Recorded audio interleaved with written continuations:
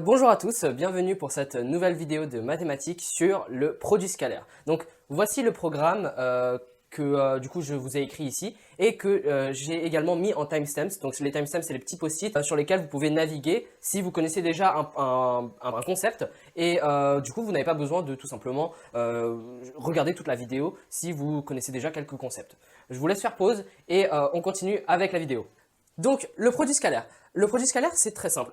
Tout d'abord, on doit parler de vecteurs. Et toute la vidéo que j'avais faite en seconde sur les vecteurs, je vais vous la mettre en description et dans la fiche juste au-dessus pour que comme ça, vous puissiez vous retrouver sur les rappels. Pour ceux qui connaissent déjà ce que c'est un vecteur, tant mieux. Je vais continuer. Donc, le produit scalaire, en fait, est le facteur de deux vecteurs. Donc, on a vu dans la vidéo de seconde qu'on peut additionner des vecteurs avec la relation de Chasles. On peut également soustraire des vecteurs. Ça revient en fait à additionner par l'opposé du deuxième vecteur. Et on peut également multiplier des vecteurs. Et cette multiplication, ça s'appelle le produit scalaire. C'est pour ça qu'en fait, on calcule des produits scalaires en première. Donc, la première définition, la définition de base d'un produit scalaire, elle est simple. C'est celle-là.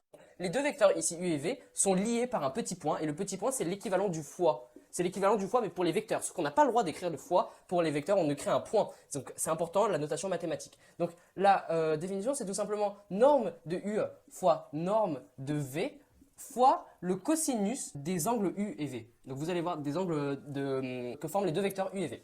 Donc, à quoi ça correspond ici la norme? La norme, souvenez-vous, c'est la longueur d'un vecteur et elle vous sera toujours donnée dans l'énoncé, dans l'exercice où vous devrez la déterminer par vous-même. Souvenez-vous qu'il y a plusieurs façons de déterminer la norme d'un vecteur, mais souvent, la plupart des cas, ça sera x carré plus y carré, le tout racine carrée, si on nous donne du coup les coordonnées du vecteur. Hein, mais genre, bien sûr, le vecteur aura pour coordonnées x, y.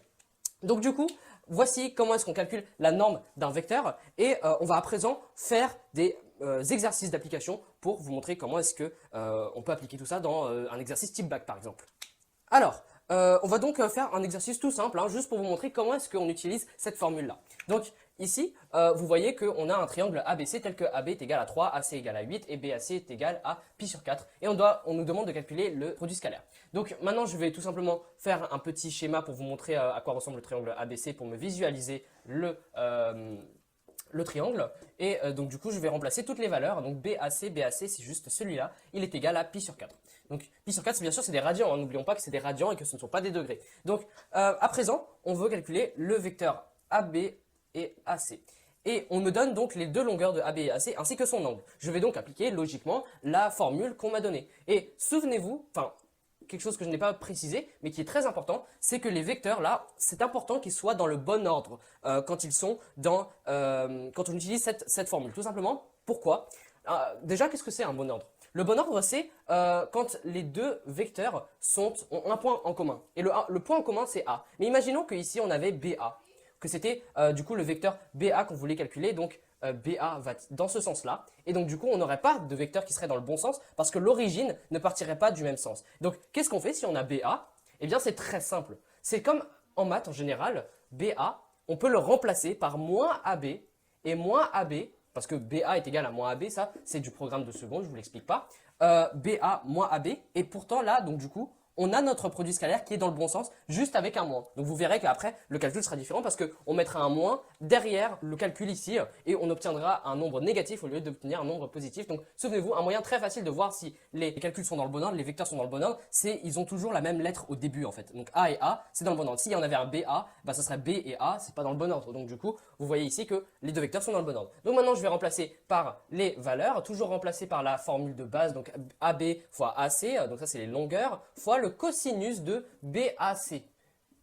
Voilà. Et maintenant, je peux remplacer par les valeurs que je connais. Donc 3 AB, AC c'est égal à 8, et cosinus de pi sur 4. Cosinus de pi sur 4, eh bien c'est très simple, c'est égal à racine de 2 divisé par 2. Ça c'est du programme de première dans le chapitre de trigonométrie que j'ai déjà couvert. Vous devriez aller le regarder si vous ne maîtrisez pas encore les identités remarquables des cosinus parce que ça va être très important pour l'exercice sur les produits scalaires. Donc du coup, cosinus de pi sur 4, c'est égal à racine de 2 divisé par 2. Et maintenant, j'ai tout simplement à simplifier le tout. Donc 24 fois racine de 2 divisé par 2, ça fait tout simplement 12 racine de 2. Et voilà mon calcul ABAC Alors, on va s'attaquer donc aux propriétés du produit scalaire. C'est assez simple en soi, hein, ça parle pour soi-même. Il y a plusieurs propriétés pour le produit scalaire parce qu'en effet, même si on vous a défini ce qu'était le produit scalaire à travers la formule du cosinus, on appelle ça la formule du cosinus parce qu'elle utilise le cosinus, eh bien, dans un exercice qu'on vous donnera, on n'aura pas tout le temps l'angle qu'on nous donne parce qu'on sera peut-être dans un repère orthonormé et dans le repère orthonormé, vous le savez, qu'on n'utilise pas forcément d'angle et c'est important de savoir les différentes formules pour calculer un produit scalaire. Donc, on vous a donné une formule. Maintenant, je vais vous donner une deuxième propriété en quelque sorte. C'est la propriété de la symétrie. Donc, la symétrie, ça veut tout simplement dire que les produits scalaires UV, donc U scalaire V, c'est égal à V scalaire U. C'est tout simplement la loi en fait de la commutativité, c'est-à-dire que quand j'ai A fois B, ben, je peux aussi faire B fois A. Et c'est exactement ce qu'explique la formule ici. Elle est certes simple, mais si je n'explique pas cette formule dans le cours, on ne pourra pas l'utiliser dans un exercice. Donc par exemple, si on vous demande pourquoi est-ce que U scalaire V c'est égal à V scalaire U, ou vous devez montrer que U scalaire V c'est égal à V scalaire U, eh bien vous dites à travers la loi de la symétrie qui est expliquée dans le cours, eh bien on a cette égalité. D'où le fait que U scalaire V est égal à V scalaire U. Également, la deuxième propriété que je vais vous montrer, c'est l'orthogonalité. C'est tout simplement deux vecteurs qui sont orthogonaux, ça je crois qu'on l'avait expliqué en seconde, c'est deux vecteurs qui sont perpendiculaires. Donc perpendiculaire, je le mets entre des guillemets, pourquoi? Parce qu'en fait deux vecteurs ne peuvent pas être perpendiculaires, ça n'existe pas cette notation, tout simplement parce qu'en fait la perpendicularité ça s'applique à des droites, alors qu'un vecteur n'est pas une droite. Un vecteur c'est juste un déplacement, donc on ne peut pas dire qu'ils sont perpendiculaires, mais c'est pour vous donner une idée en quelque sorte. Donc voilà, c'est quand en fait les deux droites forment une droite perpendiculaire, et bien en fait U scalaire V à ce moment-là, donc ça c'est U, ça c'est V, voilà, et bien c'est égal à 0. Pourquoi c'est égal à 0? Eh bien tout simplement, souvenez-vous que ma formule de U scalaire V au tout début, je vous avais dit, c'était la longueur de U fois la longueur de V fois le cosinus de 90 degrés, on va dire là, et le cosinus de 90 degrés, c'est égal au cosinus de pi sur 2. Sauf que le cosinus de pi sur 2, c'est égal à 0.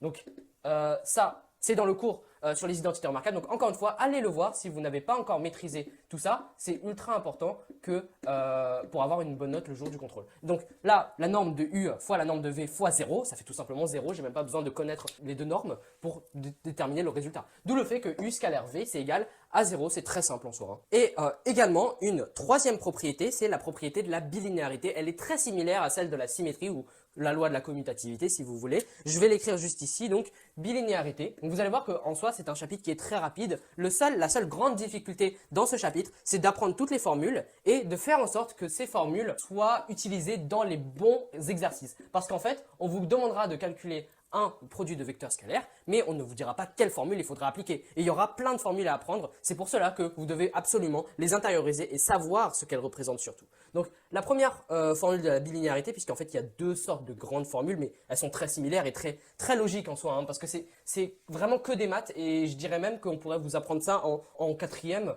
parce qu'en fait, cette propriété de la bilinéarité, mais bon, comme on n'utilise pas de produits scalaires en quatrième, ça ne sert pas à grand chose. Ici, première propriété, c'est simple, hein, c'est juste le développement, la distributivité, U scalaire V plus W est égal à U scalaire V plus U scalaire W, et c'est aussi égal à, je vais l'écrire ici, V plus W facteur de, ou scalaire U. C'est tout simplement la même chose ici, j'ai juste inversé. Donc la deuxième propriété, juste ici, explique en somme qu'on a le droit d'interchanger les produits. Pourquoi? Parce que tout simplement, on n'a que des multiplications. Et quand on n'a que des multiplications, bah, c'est comme en mathématiques normales, en algèbre, si j'ai A fois B fois C, j'ai techniquement le droit de faire C fois B fois A, ou alors A fois C fois B, etc. etc. Bref, vous avez compris qu'en fait, on a le droit d'interchanger parce que c'est une multiplication, parce qu'il n'y a pas d'ordre de priorité et que du coup, je peux me permettre de changer tous les facteurs. Et bien là, c'est exactement ce qu'explique ma propriété de la bilinéarité. Ça parle pour soi-même en soi et c'est assez clair. Donc maintenant, on va voir des exercices d'application pour appliquer ce qu'est la bilinéarité et aussi la symétrie, j'ai oublié de le préciser. Donc là, c'est très simple, hein, on nous demande de calculer le vecteur scalaire de VU et on nous donne U scalaire V est égal à 3 et U scalaire W est égal à 5. Eh bien là, le V scalaire U, souvenez-vous que c'est égal à U scalaire V parce qu'on avait dit que c'était la loi de la symétrie ou de la commutativité. Moi, j'utilise symétrie, c'est beaucoup plus précis pour les produits scalaires parce que ça s'applique que pour les produits scalaires. Donc, je dirais V scalaire U est égal à 3. Donc voilà, parce que ici on peut écrire 3 ici, parce que tout simplement c'est expliqué dans l'énoncé. Et donc maintenant, là, je vais faire le numéro 2. Le numéro 2 qui me demande de calculer U scalaire V plus W. Donc là, comment est-ce que je fais? Eh bien c'est très simple, bilinéarité, je peux distribuer mes facteurs, mes vecteurs. Donc U scalaire V plus U scalaire W, et je regarde si je les ai dans l'énoncé. Oui, ici, U scalaire V est égal à 3, plus U scalaire W, c'est égal à 5, tout simplement, ce qui me fait 8. Voilà, c'est assez simple et assez basique, encore une fois, mais vous avez besoin de savoir à quoi correspondent ces formules, parce que du coup, ce sera sûrement dans votre exercice, dans vos exercices. Donc maintenant, on passe aux propriétés algébriques. C'est tout aussi simple que les propriétés de bilinéarité et de symétrie. Vous allez voir, vous allez comprendre très rapidement. Donc, pour tout vecteur U et V non nul, on a tout d'abord la propriété du carré scalaire. Le carré scalaire, ça dit que U scalaire U, c'est égal à U au carré. Et U au carré, c'est égal à la norme de U, du vecteur U, le tout au carré. Maintenant, les identités remarquables. Il y a des identités remarquables dans les vecteurs, les produits scalaires. Parce qu'à partir du moment où on a le droit de faire des multiplications, on fait intervenir cette idée d'identité remarquable, comme on l'avait vu en quatrième ou en troisième par exemple. Ici, la première identité remarquable, c'est exactement comme la première identité que vous avez vue. C'est U plus V au carré est égal à U au carré plus 2 fois U scalaire V plus V au carré. Donc c'est comme le A carré plus 2AB fois, plus B au carré. Donc là également U moins V au carré est égal à U scalaire Et là, sauf qu'il y a un moins ici, c'est exactement la même chose que le premier, sauf qu'il y a un moins. C'est comme dans le cours de 3e, 4e. Et également U plus V scalaire U moins V est égal à U carré moins V carré, encore une fois, comme le programme de 4e, 3e. Je ne vais pas faire d'exercice dessus parce que ça parle pour soi-même, c'est assez simple et que vous avez déjà vu ça en 4e, 3e, et ça marche exactement pareil que du coup pour les programmes de 3e, 4e. Ah oui, et également une chose très importante, c'est que ici, U scalaire, U au carré, le carré scalaire, ça devient ce qu'on appelle un nombre. Alors que ici, si j'enlève le carré, le U, c'est un vecteur et c'est pas un nombre. Donc c'est important de discerner, et c'est très très espiègle, qu'en fait quand on rajoute un carré, ça ne devient pas un vecteur mais ça devient un nombre, et à partir de ça on peut faire des maths avec ceci. Donc c'est pour ça qu'on a le droit d'écrire comme ça, mais si par exemple vous auriez ça, ce serait mathématiquement impossible parce qu'il n'y a pas de nombre en fait. Le U n'est pas un nombre, c'est un vecteur, donc on ne peut pas faire de calcul avec un vecteur, mais on peut faire des calculs avec un nombre, donc un carré juste ici.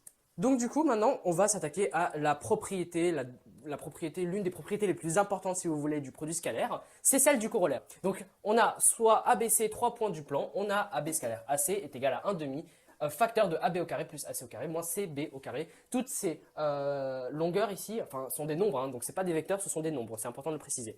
Donc, ici, à quoi ça sert le corollaire avant que je fasse l'exemple? Le corollaire, ça sert si vous n'avez pas de angle. Donc imaginez ici, on ne donne que 3 longueurs. Les 3 longueurs AC, AB et CB, mais on ne me donne pas de cosinus. Alors comment est-ce que je suis censé appliquer la propriété que je vous ai expliquée auparavant, celle avec le cosinus, avec U, la norme de U fois la norme de V fois le cosinus de UV? Là, vous ne pouvez pas parce que vous n'avez pas d'angle et vous ne pouvez pas les calculer. Donc ce qu'on va faire, c'est très simple, c'est qu'on va utiliser le corollaire quand on n'a que les longueurs. Donc c'est très simple, c'est très facile le corollaire et c'est ultra utile. Donc maintenant, je vais remplacer toutes les longueurs. Bon, si vous voulez, j'ai déjà expliqué ici ce que j'allais faire. Donc normalement, vous étiez censé mettre toute cette ligne-là au début ici. Et puis après, vous remplacez par les longueurs que vous connaissez. Donc là, je l'ai déjà fait, on va dire. Donc du coup, AC, c'est 7 au carré, moins 3 au carré, parce que c'est un moins ici. Donc ici, comment est-ce que vous faites pour d'ailleurs trouver le CB? Souvent, c'est le mélange des deux nombres ici. En fait, quand vous avez fait AB et que vous avez fait AC, souvent il vous reste une dernière longueur, et la dernière longueur, c'est logique, c'est CB, et du coup vous pouvez voir par déduction. Moi je le fais plutôt par déduction. Donc 1 demi, ça fait 36 plus 49 moins 9, et donc là du coup je fais 1 demi fois 36 plus 49, ça fait 75, 75. Ça fait 85, pardon, oui, 85. 85 moins 9, ça nous fait 76. Et 76 fois 1 demi, ça nous fait tout simplement 38. Et donc, du coup, on a calculé tout simplement le produit scalaire sans utiliser la formule du cosinus.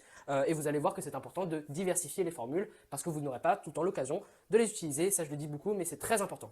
Alors, À présent, on va utiliser la formule des produits scalaires dans le plan parce qu'en effet, vous allez parfois utiliser des produits scalaires qui ne seront pas dans le plan, comme on l'a expliqué auparavant. Donc, le corollaire, la propriété avec le cosinus n'ont pas besoin d'utiliser le plan orthonormé. Mais là, vous allez avoir besoin d'un plan orthonormé et ça va être donné dans l'énoncé. Hein. On va vous le dire dans le plan orthonormé. Donc, si vous regardez, ah, c'est dans le plan orthonormé, vous devez déjà vous dire que vous devrez utiliser sûrement cette formule-là qui est très importante. Donc, le plan est muni d'un repère orthonormé, comme je l'avais expliqué au IJ. Alors, soit U et V, deux vecteurs de coordonnées respectives x, y et x', y'. Donc, tout d'abord, qu'est-ce qu'un plan orthonormé? Pour ceux qui ne savent pas, le plan orthonormé, c'est très simple. Hein. C'est juste un plan avec deux abscisses, deux axes en quelque sorte. L'axe O, enfin l'origine, pardon, qui est O, I qui est l'axe des abscisses et J qui est l'axe des ordonnées. Et quand c'est orthonormé, eh bien, ça veut tout simplement dire qu'il y a des longueurs. Et quand il y a des longueurs, bah, du coup, vous pouvez du coup déterminer à partir de ça, je ne sais pas moi, le point A qui est de coordonnées tatata et B qui est de coordonnées tatata. Donc ça c'est un report orthonormé et à partir de ça vous pourrez faire des calculs avec vos vecteurs. Donc maintenant on va s'attaquer donc à la formule. On a U scalaire V est égal à x plus y avec les coordonnées ici comme je vous l'avais expliqué. Donc on a aussi un cas particulier, U scalaire U est égal à U scalaire, est égal à U au carré comme je l'avais expliqué auparavant, qui est égal à la norme, mais qui est égal aussi à racine de x au carré plus y au carré, comme je l'avais expliqué au tout début. Ça, c'est la formule de la norme. Mais comme du coup, c'est au carré, on va mettre un petit carré juste au-dessus. Et le radical et le carré vont s'annuler au-dessus, là. Ce qui va juste nous donner x au carré plus y au carré. Ça, c'est un cas vraiment particulier. Je pense pas que vous tomberez dessus, mais si vous en avez besoin, il est juste ici à retenir. Donc là, on va passer au théorème d'Al-Kashi. Le théorème d'Al-Kashi, c'est simple. En fait, c'est, si vous voulez, un théorème de Pythagore, mais c'est un théorème de Pythagore qui s'applique pour tous les triangles. Donc c'est très simple, très pratique, mais c'est la formule est un peu plus compliquée. Donc on va voir dans un triangle ABC, on a avec les notations de la figure c'est celle-ci. Donc en fait, c'est pour calculer le carré de A. Donc le carré de A, c'est tout simplement A carré est égal à B au carré plus C au carré moins 2 fois BC fois cos de A. Et donc là, c'est exactement le même principe, hein, c'est-à-dire qu'on va prendre toutes les A, ça correspond d'ailleurs à l'angle qui est opposé, le segment pardon, qui est opposé au point. Donc du coup ici A, c'est ici. B, il est juste à l'opposé du point B, du grand point B. Et la longueur C est à l'opposé du grand point C. Et donc, vous voyez ici que A au carré, ça correspond juste à ces deux longueurs au carré, moins, 2 fois ces deux longueurs. On les multiplie, le produit des deux longueurs, fois le cosinus de cet angle qui est concerné, donc celui-là, le cos de A. Donc, du coup, voilà, ça c'est tout pour cet exercice c'est tout pour le cours du théorème d'Al-Kashi. C'est assez simple en soi et c'est très pratique, vous allez voir. Donc, on va faire un petit exercice d'application pour montrer à quoi sert le théorème d'Al-Kashi, mais encore une fois, ça devrait être assez simple. D'ailleurs, Al-Kashi, c'était juste un mathématicien comme Pythagore, comme Thalès, etc., etc. Donc, du coup, là, on nous donne un triangle ABC et les longueurs. On va utiliser le théorème d'Al-Kashi pour montrer que 16 est égal à 35 plus 49 moins 70 fois cos de C. Donc, maintenant, c'est assez simple, hein, je vais juste tracer le triangle ABC en question, donc ABC, et AB est égal à 4, BC est égal à 5, et AC est égal à 7. Voilà, ça reste relativement simple. Selon Al-Kashi, ça devient C, l'angle C, pardon. Parce que du coup, c'est l'angle du point C, tout simplement. Et maintenant, je vais tout simplement remplacer les formules. Donc, selon le théorème d'Al-Kashi, on a AB au carré qui est égal à AC au carré plus CB au carré moins 2 fois AC fois CB fois cos de C, du coup. Donc maintenant, là, je vais tout simplement, parce que AB, pourquoi est-ce que j'ai trouvé AB d'ailleurs? C'est important de le savoir. Pourquoi? Parce qu'en fait, ici, je sais que je veux calculer l'angle C. L'angle C, c'est celui-là. Donc, par logique, l'angle C, je dois trouver donc l'opposé du point C. Le segment opposé au point C, c'est AB. Donc, c'est pour ça que AB se retrouve ici, en fait. Très simple. Donc, maintenant, je remplace par les valeurs que je connais. Donc, 4 au carré, plus AC au carré, donc ça fait 7 au carré, plus CB au carré, ça fait 5, moins 2 fois 7 fois 5 fois cos de C. Et maintenant, je remplace par les valeurs qu'on m'a demandé. Donc, ça fait voilà. Et ça, c'est d'ailleurs. Ah oui, non, pardon, je me suis trompé. C'est pas 25, c'est 35. C'est 25. Voilà. Ici. Et donc là, du coup, je remplace par les deux. C'est la même chose. Hein, 7 au carré plus 5 au carré, c'est égal à 5 au carré plus 7 au carré. Ça fait 25 plus 49 moins 2 fois. 2 fois 35, ça fait 70. Donc, du coup, ça fait tout simplement, je vais l'enlever ici. Ça fait 70 fois cos de C. Et là, voilà. Donc maintenant, on doit en déduire la valeur exacte du cosinus de C. Ben, c'est simple, hein. Je remplace par les valeurs, je simplifie toutes les valeurs. Donc ici, ça me fait 16 qui est égal à 25 plus 49, ça fait 74, moins 70 fois cos de C. Et là, je mets le 74 de l'autre côté, donc ça nous fait moins 74 plus 16 qui est égal à moins 70 fois cos de C Et là, je remplace par l'autre côté. Donc du coup ici, moins 76 plus 16, ça fait 60. 60 divisé par moins 70, juste ici, cos de C. Pardon, c'est pas 76, c'est 74. Ici, 74. Donc du coup, ça me donne à la fin cosinus de C est égal à 29/35. Quand vous remplacez toutes les valeurs, hein, c'est assez simple. Donc voici le résultat. Donc cosinus de C est égal à 29/35. Et pour le premier, bah, c'est tout simplement 16 que j'avais trouvé ici. C'était ce qu'on démontrait, ce qu'on cherchait à démontrer. Donc c'est QFD. Donc c'est la fin de cette vidéo. J'espère que vous l'auriez appréciée. Petite nouveauté, attendez, ne partez pas. Comme la chaîne s'est considérablement étendue ces derniers temps, eh bien, on a quelqu'un de très sympathique qui s'est porté volontaire pour faire des fiches récapitulatives des vidéos que je mettrai en description. Je mettrai aussi un lien PDF pour que comme ça vous puissiez les télécharger librement. Elle s'appelle Rosalie. Je mettrai aussi toutes les informations en description sur ses contacts, etc. si vous cherchez à la contacter. Et également, un grand merci à mon nouveau monteur, le nouveau monteur de la chaîne qui s'appelle Rodrigue. Je mettrai également toutes ces informations en description. N'hésitez pas à vous abonner, mettre un pouce bleu ou commenter si ça vous a plu ou s'il y a un truc qui voudrait être revu ou tout simplement vous pouvez me recontacter sur Instagram. Hein, j'ai aussi mis le lien en description. Et sur ce, je vous souhaite de bonnes révisions. Ciao!